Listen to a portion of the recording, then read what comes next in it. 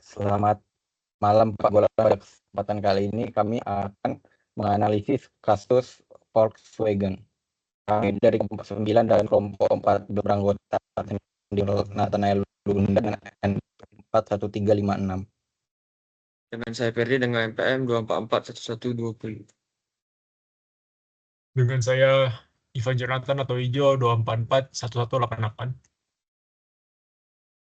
Saya On Hawking dengan NPM 2441142. Saya Raymond Limbuksan dengan NPM 2441288. Dan saya Zarko Putra Azira Aspardamongan dengan NPM 2441276. Jadi kami akan membahas tentang latar belakang, lalu rumusan masalah serta pembahasannya, kesimpulan dan juga saran. Next. Pertama-tama kami akan membahas tentang latar belakang terlebih dahulu. Jadi pada Desember 2015, Badan Perlindungan Lingkungan AS mengungkapkan bahwa Volkswagen memang device, yakni perangkat lunak ilegal pada kendaraan diesel untuk manipulasi hasil uji emisi. Perangkat ini diatur untuk aktif hanya selama pengujian laboratorium, sedangkan dalam kondisi jalan nyata, emisi NO melonjak hingga 40 kali lipat dari ambang batas yang ditentukan. Next. Lalu Volkswagen mengakui bahwa lebih dari 11 juta kendaraan terdampak global dengan sekitar 482.000 unit di AS sendiri. Hal ini menyebabkan konsekuensi serius, termaksud sekitar 60 kematian prematur tiap tahun di AS dan kerugian sosial sebesar 450 juta USD. Hal ini menyoroti kegagalan dalam etika bisnis dan lemahnya kontrol internal perusahaan. Selanjutnya akan dijelaskan oleh Ferdi. Yang kedua itu ada rumusan masalah dan pembahasan. Next. Yang pertama itu bagaimana Anda menilai keputusan manajemen VW dari perspektif etika, utilisme, dan deontologi. Keputusan VW ini memasang device secara sadar melanggar prinsip moral dan membahayakan kesehatan publik. Dari pendekatan ultirasmi, tindakan ini gagal memenuhi prinsip the greatest good for the greatest number, karena menyebabkan sekitar 60 kematian prematur per tahun di US dan kerugian sebesar 450 juta US dollar. Next. Jadi bagaimana Anda menilai keputusan ini? Secara deontologis, VW ini melanggar kewajiban moral dan prinsip universal. Kanten dengan menipu regulator dan konsumen yang merusak sistem hukum kepercayaan publik. Pelanggaran ini mencerminkan kegagalan sistematis dalam integritas organisasi. Next. Yang kedua ada aspek mana dari prinsip God crop UCC yang paling dilanggar oleh VW yang akan disediakan oleh Ivan Jonathan. Oke. Jadi yang rumusan masalah kedua yaitu aspek mana dari prinsip Good Corporate Governance atau GCG yang paling dilanggar oleh Volkswagen. Jadi Volkswagen itu adalah paling melanggar prinsip transparansi, akuntabilitas, dan independensi. Informasi penting seperti penggunaan device yang disembunyikan dari publik dan juga pembeli, dan juga regulator, serta struktur dewan yang didominasi oleh pembeli mayoritas, seperti keluarga Porsche dan juga Peach, yang menghambat kontrol independen. Jadi respon lambat dari Volkswagen terhadap skandal ini menunjukkan seriusan dalam menerapkan prinsip good corporate governance secara baru. Tolong next, Jakub.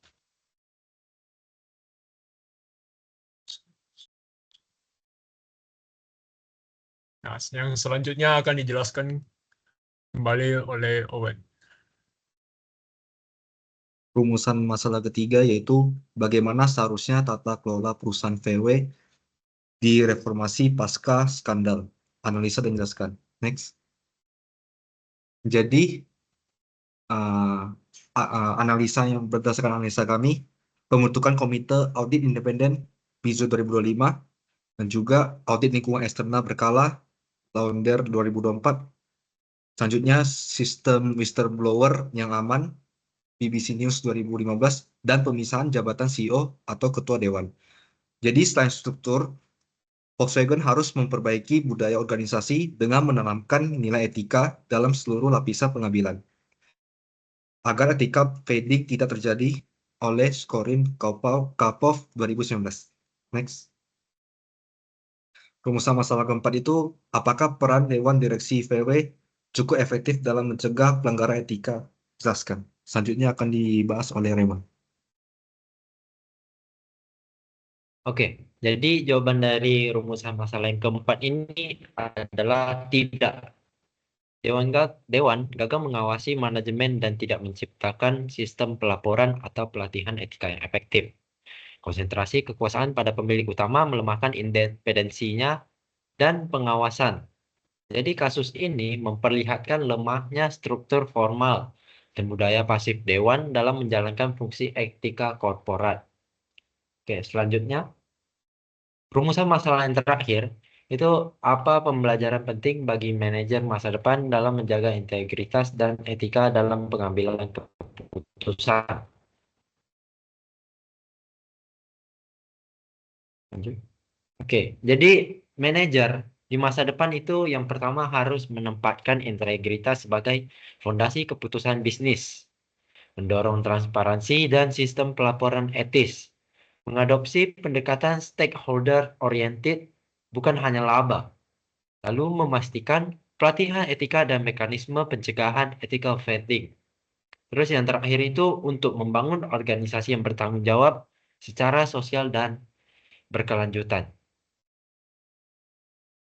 Selanjutnya akan dibahas oleh Zarko.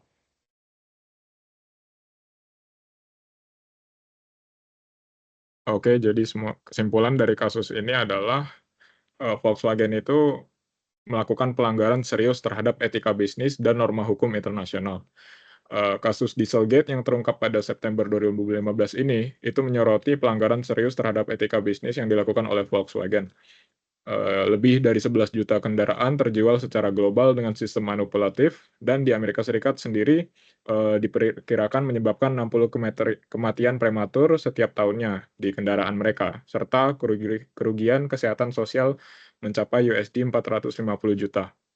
Jadi tindakan ini tidak hanya melanggar prinsip moral universal dan etika utilitarian, tetapi mereka juga mengindikasikan lemahnya sistem GCG yang dimiliki Volkswagen ini, terutama dalam transparansi, akuntabilitas, dan independensi. Lalu, sebagai akibat, Volkswagen didenda lebih dari 17,5 miliar USD.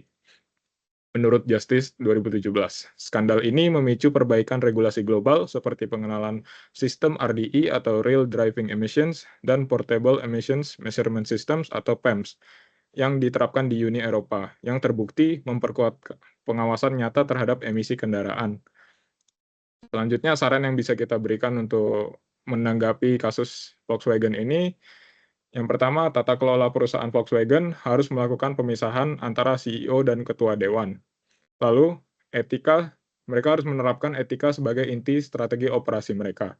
Nilai etika itu, mereka itu harus ditanamkan dalam sistem pengambilan keputusan mereka, dan bukan sekedar simbol pada dokumen.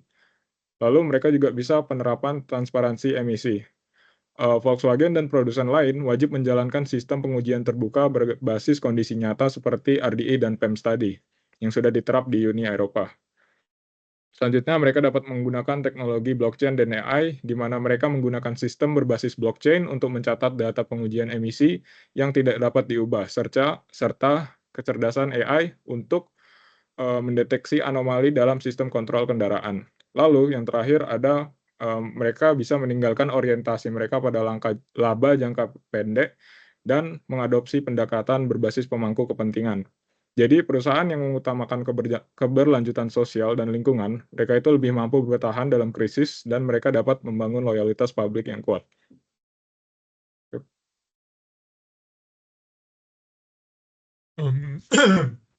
Sekian, terima kasih. Mohon maaf jika ada kesalahan ataupun keliru dalam berkata selama presentasi tadi. Saya Ijo, perwakilan dari kelompok 9 dan 14. Terima kasih.